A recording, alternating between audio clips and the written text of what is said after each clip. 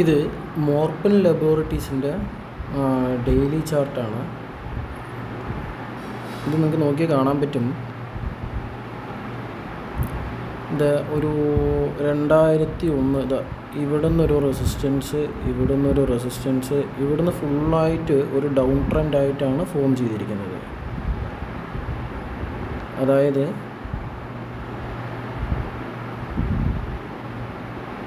2021 മുതൽ 2023 വരെ, ഏതാണ്ട് 2 വർഷത്തോളം ഇതൊരു ഡൗൺ ട്രെൻഡാണ് കാണിക്കുന്നത്. അതിനുശേഷം ഇവിടെ ഒരു കപ്പ് ഫോർമേഷൻ ഉണ്ടായിട്ടുണ്ട്.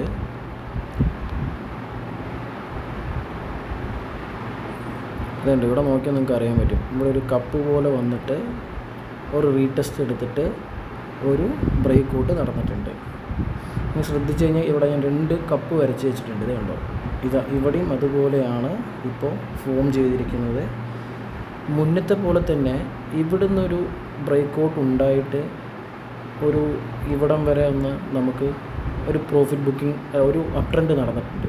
അതിനുശേഷം വീണ്ടും ഒരു പ്രോഫിറ്റ് ബുക്കിങ്ങും നടന്ന് ഇപ്പോൾ അതേപോലൊരു കപ്പ് ഫോർമേഷൻ നടന്ന് വീണ്ടും ഇവിടെ നിന്നൊരു ബ്രേക്ക് ഔട്ട് തന്നിട്ടുണ്ട്.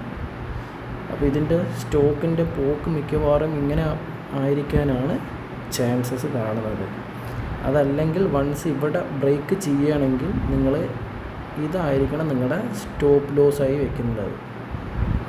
അതായത് ഈ റെഡ് ലൈൻ ഞാൻ വലുതാക്കി കാണിച്ചു തരാം.